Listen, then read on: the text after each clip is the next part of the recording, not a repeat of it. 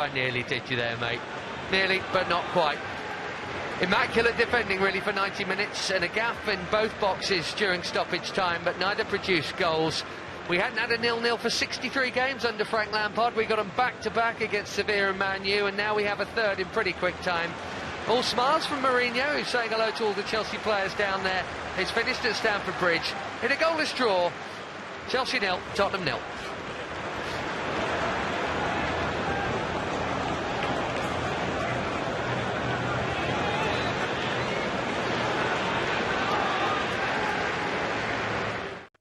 Welcome back to Matchday Live. We all correctly predicted it to be tight. However, none of us quite predicted it right. Goalless at the Bridge. Chelsea and Spurs share the points. Pat, fair result? Well, they didn't deserve to win. I'll say that for a kick-off. If anyone deserved to win, it was Chelsea. Although without playing brilliantly.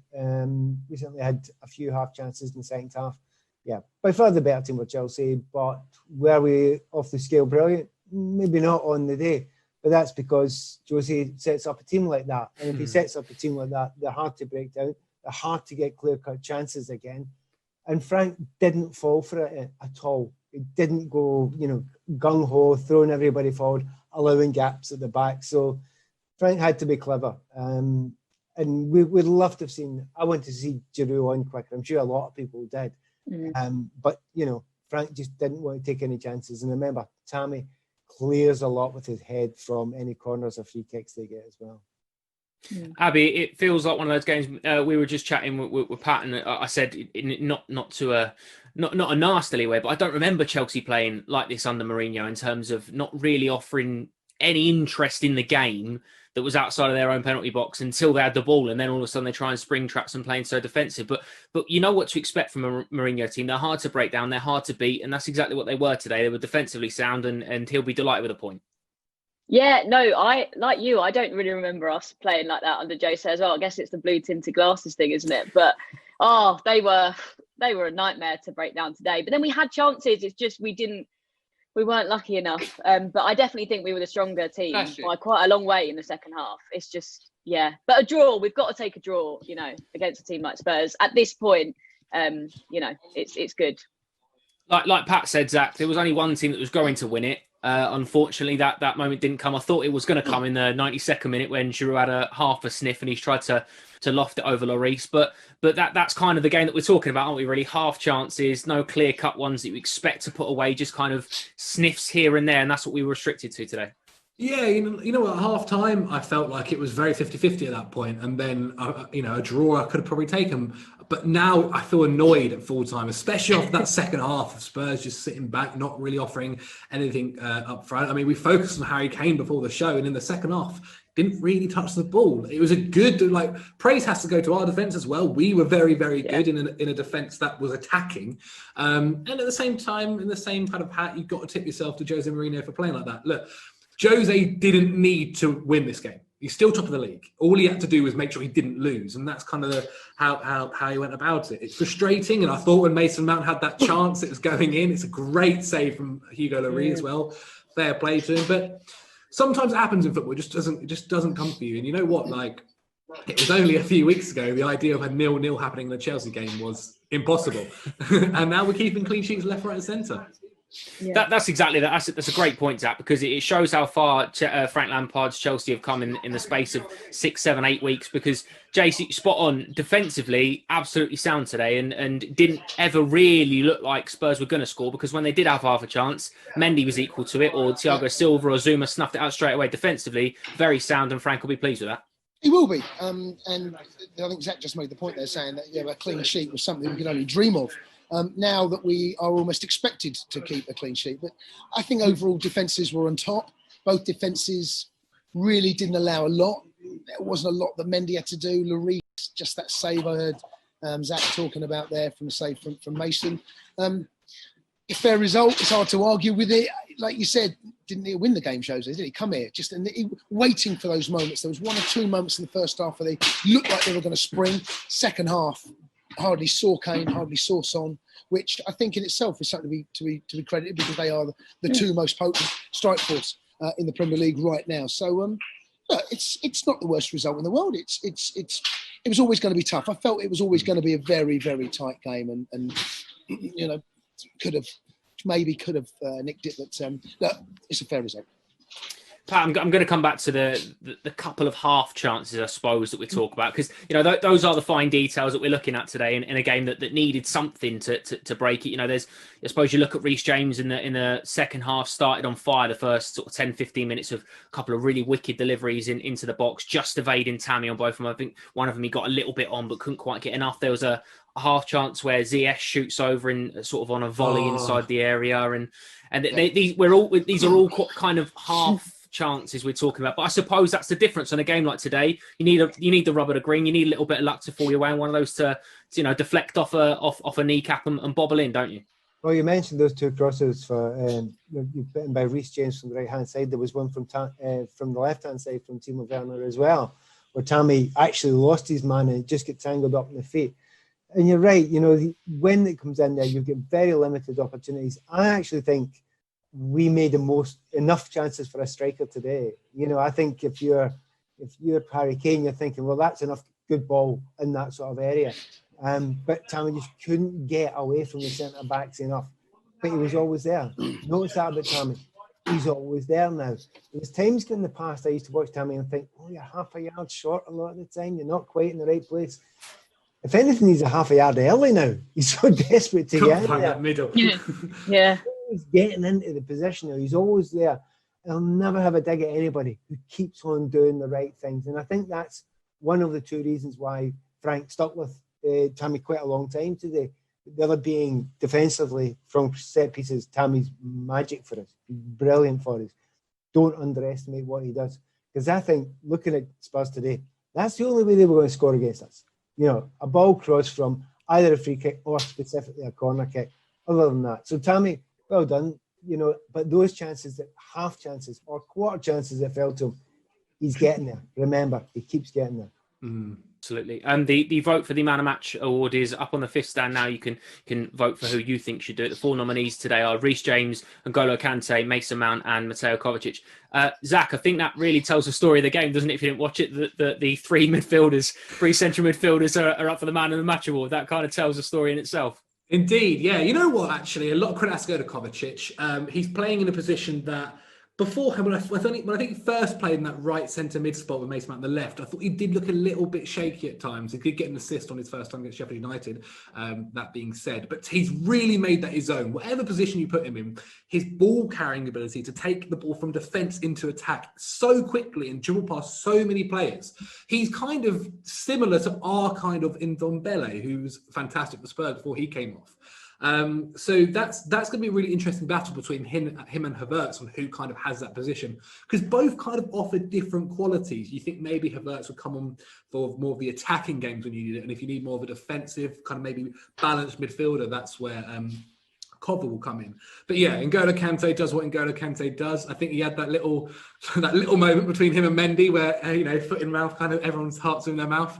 And Mount did Mason Mount. Always an 8 out of 10 performance. Happy to do all the dog work for the team, and it was unlucky to probably not score. To not score. It was a great save from Hugo Lloris. At the moment, Mateo Kovacic is winning the vote with about 40-odd%. So yeah, have your say, but he was superb today. Just on that Mason Mount chance, Abby, because like Zach said, Mason Mount, he does everything in the way that he's pressing 70 yards up the pitch, then he's making tackles in the left back position. He does everything for 90 plus minutes. And what I've kind of noticed over the last couple of games, and maybe it's been happening a little bit longer, but he's starting to get that little edge in terms of making tackles, making clever fouls, and doing a little bit. I suppose that comes with games played, but that shot at the end, I thought that was ripping in the corner. No. I really, really did. Yeah, me too. I mean, he always puts a shift in, like you say. He just works hard, doesn't he? You can always rely on him. But like you say, he's getting in there now for the tackles. He's taking more chances. I'm so excited to see where this season goes for him. I feel like by the end, he's going to be absolutely world class. Well, I mean, the question is, Jay, because I think we're thinking about this about a lot of players. When are they going to get a rest? I suppose, the fact that in midweek we can go top the group and finish the Champions League might mean that we've got an opportunity to do that in the last group game of the Champions League. But, you're looking across the team, you're looking at Mount and Werner and and I suppose even Chilwell as well, players that have played a lot of minutes already. And, we do need to be careful because we've got a lot of games coming up before the turn of the year. Yeah, and that's the challenge for Frank, isn't it? That's keeping everyone fit and everyone hungry, giving them the minutes, but also putting out a strong enough side that you don't feel as though you're giving the opposition an opportunity. It's that fine balancing act. And look, we saw Klopp yesterday complaining about the TV times and the fixtures. And, that's unfortunately just the way things are. But I noticed that he played James Milner, a 34-year-old, for 3 games on the spin. And he brought a hamstring. Is that BT's fault? Why are you playing it? So we saw Silva miss out the game against Newcastle last week because of that, and that's the challenge that Frank has. We're lucky to have players back like Pulisic, who's just come back from injury. Billy Gilmour, by all accounts, is getting very, very close now. We didn't even see Callum Hudson-Odoi in the squad. Emerson wasn't even in the squad. So, the Matchday squad. So we have got a really good strength and depth squad, really, really good. And it's up to Frank now to shuffle that pack and making sure you make the right calls at the right times, and that's not always easy to do. We have got Sevilla in the week. Obviously, a chance to top the group and really put the sort of underlined fine print exclamation mark at the end of our Group E campaign. I suppose that'll be next in Frank's mind to get that done, and then we have got a game that you can rest players in because we've already done our work in that. You'd love to be able to do that, but yeah, I still think 1 or 2 will be rested. I'd be surprised if Thiago Silva plays against Seville. Don't ask too much of him. He's brilliant for us, but don't push him too far. We'll need him for other games coming up. So, and the travelling as well is not a great thing for them. I have to say, you asked the question about too many games. I'm with Jason. I'm not worried about us. The only other team I was at the Etihad yesterday for the Manchester City game, and they're the only team like us. You could probably take 10 out and put another 10 back in. You're okay for most of the games. That we have got that good a squad, and City have got that good a squad. I don't think anyone else has. I don't think anyone else has close to that. I include Liverpool in that as well. So I'm very, very comfortable with that. So we go to Sevilla. We've actually got a number of changes we have to make. But are we worried about bringing Callum back again? Are we worried about starting Pulisic again? Well, of course not, because they need the games and it will work for them. For once, games coming thick and fast, I think it suits us more than anybody else. Completely agree, and that's exactly it, Zach, isn't it? It's perspective. That the teams that are playing the most games are the most successful teams because they're playing in Europe or they're playing in the latter stages of the Carabao Cup, etc. That the better teams are the ones that are playing more. Which, if you're a better team, you're usually going to have a deeper, thicker, better squad. But at the moment, Chelsea have got that luxury that we've got players on the bench today and not involved that could do with the minutes, and perhaps it isn't as much of a negative as some Premier League managers or other people will have you think. Yeah, it's also not anything new. The Christmas period has been a thing for years in English football. To the side of the people saying that more substitution than needed, I tend to agree on that side.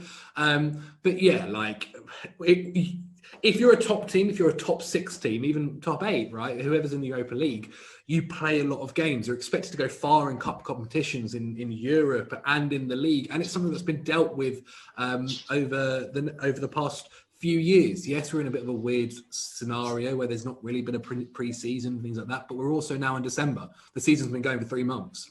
If you're not going to be fit now, you're never going to be fit.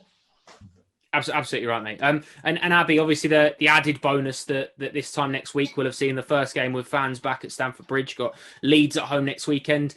I'm sure we've all looked at Leeds this season and seen that they're perhaps a little bit like we were at the start of the season in terms of you back them to score goals, but you also back them to concede goals. But now we've fixed that, and now Leeds' goal scoring run seems to have dried up. It seems like it's an opportunity. It's a big game. It's the first game with fans back, obviously, so it's an exciting occasion that we've got to look forward to. Yeah, it feels like a good time for us to face them, as like you say, their goals have dried up. We're going to have fans there cheering us on. So yeah, hopefully a few for us. You'd hope so, wouldn't you? I mean, Jace, it does mean that you've got be a little bit better on your behaviour, I've been told. But that's to be expected, mate. It's going to be different, isn't it? And especially for you who's seen games with no crowds, it must be quite a strange experience to be anticipating the return of fans. What have you made of it? very excited. Hopefully this is the first step of what's going to be eventually there being full capacity of every single stadium in the country, no matter what sport. I'm extremely excited. Congratulations to those lucky few, 2,000 that are going to get their tickets. And it's been far too long. I will, honestly, it breaks my heart coming into here, looking around and seeing the banners, how empty it is, the lack of atmosphere.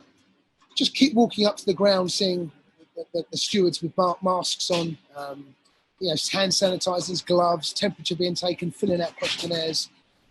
Oh God, it's been a very long, traumatic last 9 months, however long it's been so far. So look, fingers crossed that we can get through this and eventually out the other side, where we welcome all of you guys back here at Stamford Bridge as well, and everyone else watching. And we genuinely as well, we do thank you and Pat and Ben and Matt and Lee and everyone else that's been to games and commented on us, because obviously you're the ones that give us the taste and the feel of being back inside the ground. So thank you for doing that and putting all the miles in that you do. But Zach, it's like Jay said, it's been a long time coming, but it's one that as fans we've been desperate for, and hopefully the first step to eventually being back to full capacity and a roaring Stamford Bridge is something that we can all get behind and dream of and work towards. Exactly, and I'm sure the players are the same, especially for the new boys that haven't experienced what Stamford Bridge is like. That first step where they score a goal and they hear the celebrations, and it's not silence, and it's not hearing the coaches on the touchline. I remember speaking to some of the boys when they first made some of the youngsters when they first made their appearances in the Cup last year, and they said when they come on at Stamford Bridge, you just can't hear what the right back's saying if you're at left back position. So things like that I'm going to have to get accustomed to again, and just the beauty of seeing a goal go in and limbs being thrown all in the air and everyone's having a laugh. It's going to be different. It's going to be a long road, but it's the first step that needs to be taken, and hopefully will continue to improve over time. And I, for one, cannot wait. Pat, as a player, when you're looking ahead of the festive period, because we know it's busy and it's always been busy, but it's also an exciting time for people to watch football and get behind it. As a player, I know there's some, and I know that you and Jason certainly aren't in this category, but don't quite fancy it, and you see the tallying up of bookings start to come a little bit closer, so potentially Boxing Day's a suspension, etc. But when you look at those games, you look at the massive game of Arsenal on Boxing Day. Do you look ahead too far ahead, or is that dangerous too? Is it a case of you've got to take every game still as it comes? It's a good question, because normally the answer is you take every game as it comes. But in actual fact, over that period, sometimes you don't, because you really have to manage it. And everyone's talking about how you're managing it. And back in my time, there was now and again the odd 2 games in 2 days, which was wow. Trust me, that was really hard. Physically, you really pushed yourself on those occasions, especially if it was a muddy pitch. That was a total nightmare. But these days, just with the pace of the players that are playing all the time, you know that they're not going to get most rest. I think this year, oddly enough, it will be the most normal we've ever had, because they're so used to what it's been in the last few months. Because it's been bang, bang, bang, bang game all the time. They've been really, really tight together. It will almost feel normal again. And then I know, Christmas is going to be a little bit closer to normal than we've had for a little while, but it ain't going to be normal. So for the players, I think it's a bit of a shrug your shoulders and get on with it on this occasion. It sometimes makes the difference. Remember, Alex Ferguson always used to say, it's one of the most important things. You don't know who's going to win the league, but you start finding out just after Christmas. So we need to be in there, punching our weight right up with the leaders after Christmas. And if we are, then we can start really thinking about it. Oh, don't start now. Don't start now. Abby, Pat made a very good point. Pat made a very good point there, because I did see a stat that Chelsea have got the shortest turnaround between two. In fact, actually stand by, because I believe we are going to hear from Reece James, who is with Ben Andrews. Yeah, he's not. Okay, one second. Oh yeah, Jay's commentating for us. Track him, Jay. He's very much on his way. You're about 10 seconds away. VAR's having a look, mate. VAR's having a look. Yeah. He's got the lines out. Where's here the he comes. Yeah, you're very close now. Here we go. The pinpoint's there. Okay. Over to you. I've heard from the ear. Okay, I've had a little look. And now Ben Andrews has got Reece James.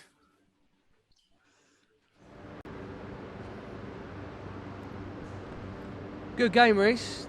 2 teams in really good form. Did you think it was going to be a bit like that? I mean, yeah, coming into the game, we knew it was going to be a tough game, and we knew it was going to be hard to break them down, and they made it hard for us today. But I still think we had a couple chances where we could have nicked it. We created more than them, in fairness, and a couple of those from your crosses. One was really nice for Tammy, one was maybe just behind him. Was that the plan, to try and get you and Ben crossing, to try and get in behind them, because you knew how well they would probably set up defensively? Was it about getting it wide today from Frank?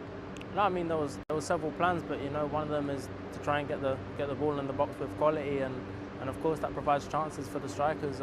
But it's unfortunate we couldn't get a goal today. Nervy moments right at the end in both boxes, with both sides having defended so well. Could you see Olivier through at the other end, and then back here when Kirk gave the ball away? It was a little bit paddock stations for a minute, wasn't it? Yeah, no, I mean obviously we both had opportunities to finish the game off, but I think we were both a bit too tired. We lost concentration, but it was a good team performance all around, and we have to keep working and go again in the week.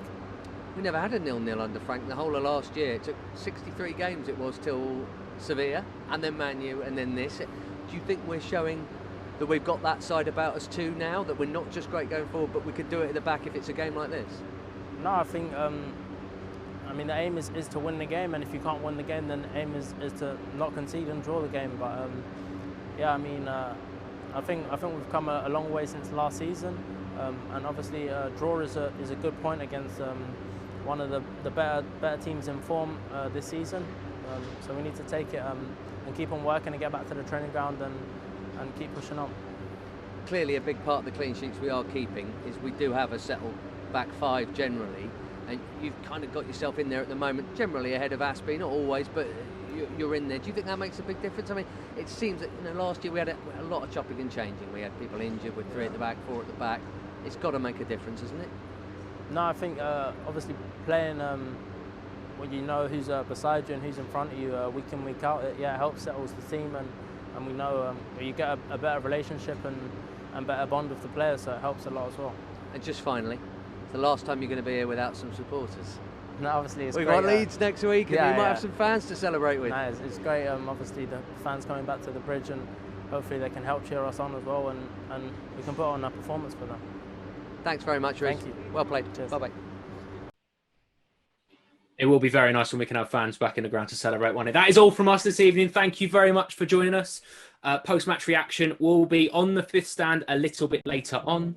You can see highlights of today's match on the Fifth Stand from 8:30 tonight. And next up, there is the penultimate Champions League Group E match away to Sevilla. The manager's press conference will bring you team news and the thoughts of Frank Lampard on Tuesday. And Matchday Live will be back on Wednesday as Chelsea look to secure top spot in Group E. We are live from 6:50 for all the build-up. Don't forget, there's some live football to put in your calendar for Friday evening as the development squad are in PL2 action at home to Leicester. Live coverage from Kingsmeadow gets underway from 6:55. A really good game of football between two good footballing sides. Neither team could find a way through today, so it ended goalless. A point apiece on Mr. Abramovich's 1,000th gaming charge. Here's to the next 1,000, eh? Have a good evening.